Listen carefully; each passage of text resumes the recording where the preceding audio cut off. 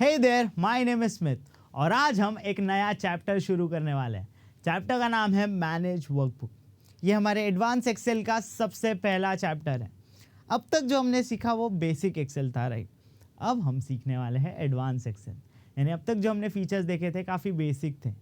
अब जो हम फीचर्स देखने वाले हैं एक्सेल के वो इन डेप्थ होंगे, काफ़ी एडवांस और काफ़ी इंटरेस्टिंग ऑप्शंस है जो हमारा टास्क ईजी करने में हेल्प करेगा।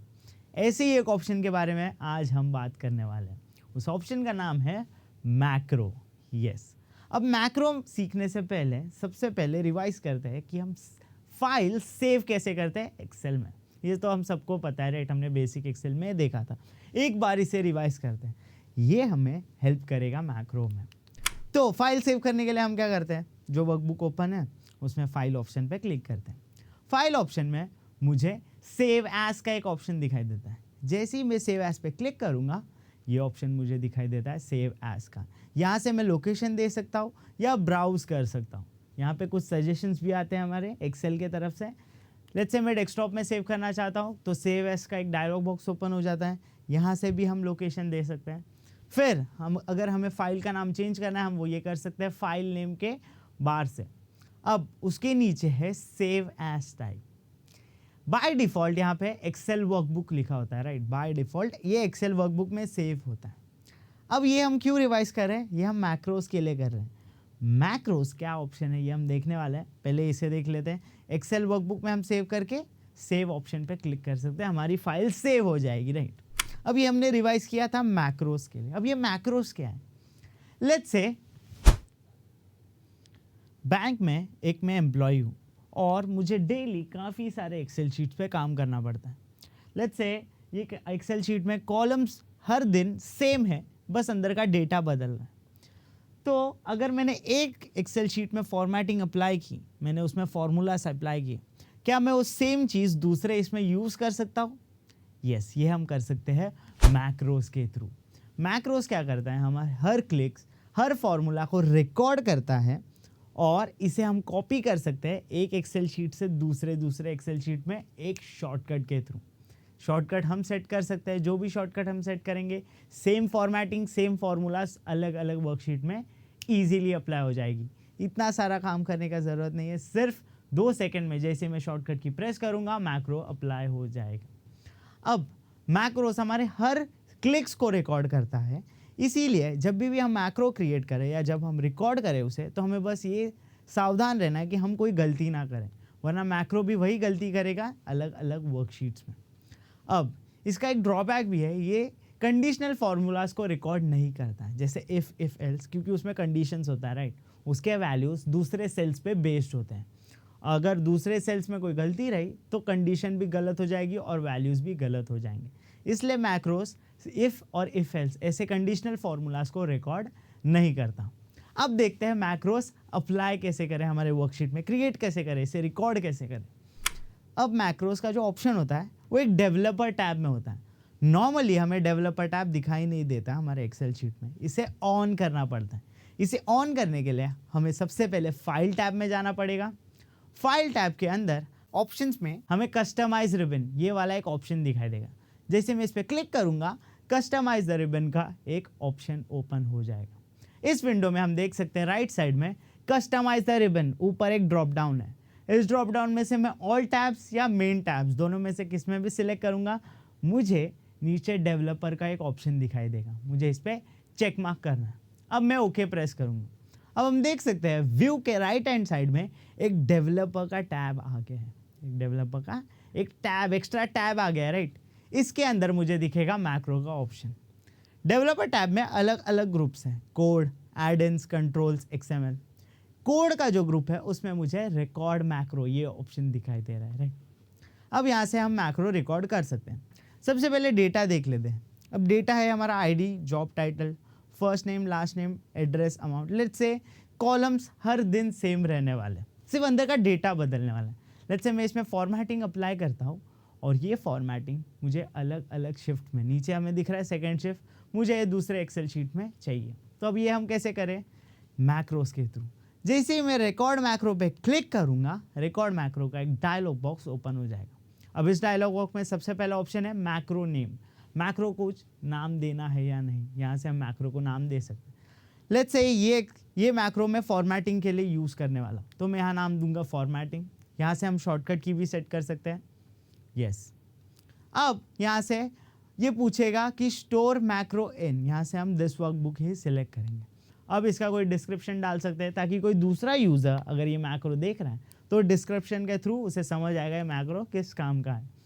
तो मैक्रो का नाम था फॉर्मेटिंग। डिस्क्रिप्शन में हम लिख सकते हैं this macro is all about formatting. एक चीज़ ध्यान रखना है, जब भी हम मैक्रो नेम लिख रहे हैं तो वहाँ पे स्पेस नहीं ले सकते हैं, वहाँ पे हमें स्पेस के बदले अंडरस्कोर ही यूज़ करना होगा, वहाँ पे हम स्पेस नहीं यूज़ कर सकते। अब मैं ओके प्रेस कर दूंगा। जैसे ही मैं ओके प्रेस करूंगा हम देख सकते हैं कि रिकॉर्ड मैक्रो का जो ऑप्शन था वो अब स्टॉप रिकॉर्डिंग पे आ गया है, राइट। मतलब अब मैक्रो रिकॉर्ड हो रहा है, अब हमारे सारे क्लिक्स रिकॉर्ड होंगे। तो एक्सेल शीट में कुछ फॉर्मेटिंग अप्लाई कर देते हैं। जैसे पहले टेबल हेडर्स काफ़ी मेसी लग रहे हैं, इसे एडजस्ट कर लेते हैं साइज़ के हिसाब से। जो लास्ट नेम का कॉलम है वो मुझे नहीं चाहिए, मैं लेट्स से डिलीट कर देता हूँ। एड्रेस का कॉलम लास्ट में डाल देता हूँ। ये अमाउंट का जो करेंसी था इसका फॉर्मेट चेंज कर देता हूँ। लेट्स से मुझे इसका टोटल भी चाहिए, मैं नीचे टोटल डाल देता हूँ। हेडर का कलर बदल देता हूँ, सेल में बॉर्डर्स डाल देता हूँ और सेल स्टाइल चेंज कर लेता हूँ। फॉन्ट स्टाइल चेंज कर सकते हैं हम, यस। फॉर्मेटिंग अप्लाई हो जाने के बाद अब हम जाएंगे स्टॉप रिकॉर्डिंग में। अब रिकॉर्डिंग स्टॉप कर दें। जैसे ही मैं स्टॉप रिकॉर्डिंग पे क्लिक करूँगा हम देख सकते हैं मैक्रो रिकॉर्ड हो गया। लेकिन अब ये हमें कहाँ दिखेगा, ये हमें दिखेगा दूसरे एक्सेल शीट्स में। जैसे ही मैं मैक्रो पे क्लिक करूँगा, मैक्रो ऑप्शन पे फिर से मैक्रो डायलॉग बॉक्स ओपन हो जाएगा। ये मुझे पूछ रहा है कि कौन सा मैक्रो हमें रन करना है। यहाँ से मैं वो मेरा मैक्रो सिलेक्ट करूँगा, यहाँ हमें डिस्क्रिप्शन भी हमारा दिख रहा है, राइट, लिखा हुआ। अब मैं रन पे प्रेस करूँगा। जैसे ही मैं रन पे क्लिक करूँगा, जो वर्कशीट, जो सेकेंड शिफ्ट की वर्कशीट ओपन थी, इसमें ऑटोमेटिकली मैक्रो अप्लाई हो गया है, यस। ये हम कर सकते हैं शॉर्टकट के थ्रू भी, जो भी हम सेट करेंगे। लेट्स से मैंने आर सिलेक्ट किया था तो कंट्रोल शिफ्ट आर, जैसे मैं प्रेस करूँगा अपने आप मैक्रो रन हो जाएगा, सारी फॉर्मेटिंग अप्लाई हो जाएगी, no matter what the data is. बस कॉलम नेम सेम होने चाहिए क्योंकि वो सेल को पकड़ता है, वैल्यूज़ को नहीं। अगर हमने दूसरे कॉलम नेम्स बनाए होंगे तो फॉर्मूला रिवर्स हो सकता है, राइट। तो ये हमने देखा मैक्रोस को सेम वर्कशीट में कैसे अप्लाई करें, राइट। ये नीचे सेम वर्कशीट थी क्योंकि एक ही वर्कबुक थी, एक वर्कबुक के अंदर 2 शीट्स थी। अब देखते हैं दूसरे वर्कबुक में अगर मुझे ये सेम मैक्रो कॉपी करना हो तो वो हम कैसे करें। उसे करने के लिए सबसे पहले हमें दोनों वर्कबुक चालू करने होंगे। यस, दोनों वर्कबुक देख सकते हैं हम, नीचे चालू है। अब जिस वर्कबुक में मैक्रो है उसमें डेवलपर ऑप्शन में जाके हम विजुअल बेसिक पे क्लिक करेंगे। अब ये विजुअल बेसिक क्या है, हम देख सकते हैं कि जैसे हम सारे क्लिक्स करते हैं, ये जो विजुअल बेसिक है ये इसे रिकॉर्ड करता है एक कोडिंग के लैंग्वेज में। इस लैंग्वेज का नाम है विजुअल बेसिक फॉर एप्लीकेशन। ये कोई नॉर्मल लैंग्वेज नहीं है, ये कोई C++ लैंग्वेज नहीं है, HTML लैंग्वेज नहीं है, ये इसकी खुद की लैंग्वेज है, विजुअल बेसिक्स फॉर एप्लीकेशन। ये हमारे सारे क्लिक्स को रिकॉर्ड करता है in the form of coding. अभी तो हमने कोडिंग आती नहीं है, हम इसे समझ सकते हैं। अगर हम देखें तो हम देख सकते हैं इसमें हर एक क्लिक्स हमें सेपरेट दिख सकते हैं फॉर्मेटिंग के नाम के साथ। अब अभी के लिए हमें ये कोडिंग सीखने की ज़रूरत नहीं है क्योंकि हम क्लिक्स पे रिकॉर्ड कर रहे हैं। हम इसे कोडिंग के थ्रू भी चेंज कर सकते हैं, ये हम आगे के सेशंस में देखने वाले हैं एडवांस एक्सेल में। अब विजुअल बेसिक में मुझे ये डायलॉग बॉक्स दिख रहा है, राइट। मुझे क्या करना है, मैक्रो कॉपी करना है। उसे कॉपी करने के लिए मुझे प्रोजेक्ट एक्सप्लोरर, ये जो स्टेटस बार है इसमें प्रोजेक्ट एक्सप्लोरर ये ऑप्शन दिखेगा, जिसमें क्लिक करूँगा VBA प्रोजेक्ट मैक्रो बुक का एक सेक्शन आ जाएगा। इसमें से मैं वो मॉड्यूल सिलेक्ट करूँगा और इसे मेरे वर्कबुक में ड्रैग करूँगा। जैसे ही मैं मॉड्यूल को ड्रैग करूँगा उस पर मेरा मैक्रो कॉपी हो जाएगा दूसरे वर्कबुक में।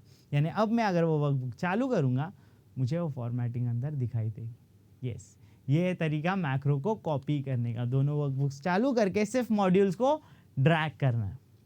अब जब मैं इसे सेव करूँगा इस मैक्रो वर्कबुक की फाइल को, जैसे हम देख सकते हैं फाइल सेव एज, अब इसमें मैक्रो है, राइट। अगर मैं इसे सिर्फ नॉर्मल एक्सेल शीट में सेव करूँगा तो मैक्रो डिलीट हो जाएगा, मैक्रो डिलीट हो जाएगा, वो जो कोडिंग थी वो चली जाएगी। अगर मुझे वो मैक्रो के साथ सेव करना है तो हमें फाइल सेव एज, इसमें फाइल नेम और फाइल टाइप में मुझे मैक्रो एनेबल्ड वर्कबुक इस पर सिलेक्ट करना होगा। इसे सेव करने के बाद मैं ओके प्रेस करूँगा। हम देख सकते हैं कि आइकन अब बदल गए, मैक्रो एनेबल्ड वर्कबुक, इसकी अब फाइल टाइप चेंज हो गई है, राइट। नॉर्मल एक्सेल शीट और इसमें यही फ़र्क है। अब अगर मैं वर्कशीट ओपन करूं तो हम देख सकते हैं कि जो स्टेटस बार है इसमें एक सिक्योरिटी वार्निंग आ रही है, macros have been disabled.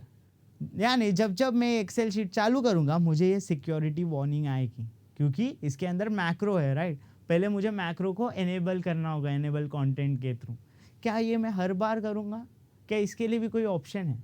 Yes, इसके लिए भी एक ऑप्शन है। इसे अगर हमें हर वर्कशीट में एनेबल करना हो तो मुझे फाइल मेन्यू में जाके ऑप्शंस पे क्लिक करना होगा। अब यहाँ एक्सेल ऑप्शंस ओपन हो जाएंगे। इसमें से मैं ट्रस्ट सेंटर, ये जो ऑप्शन है इस पर क्लिक करूँगा। जैसे मैं इस पर क्लिक करूँगा मुझे यहाँ पे दिखेगा ट्रस्ट सेंटर सेटिंग्स। जैसे मैं ऑप्शन पे क्लिक करूँगा राइट साइड पे, मुझे इस पर चेक करना होगा enable all macros not recommended potentially dangerous code can run. ये ऑप्शन पे मैं चेक करूँगा। इससे क्या होगा, हर वर्कशीट में मेरा मैक्रो एनेबल हो जाएगा। मुझे हर जगह एनेबल कंटेंट के ऑप्शन पे क्लिक करने की ज़रूरत नहीं है। अब मैं डायरेक्ट ओके ऑप्शन पे क्लिक कर सकता हूँ। तो इस सेशन में हमने क्या देखा? हमने देखा कि मैक्रोस को रिकॉर्ड कैसे करते हैं, कॉपी कैसे करते हैं और इसे एनेबल कैसे करते हैं अलग अलग वर्कशीट्स में।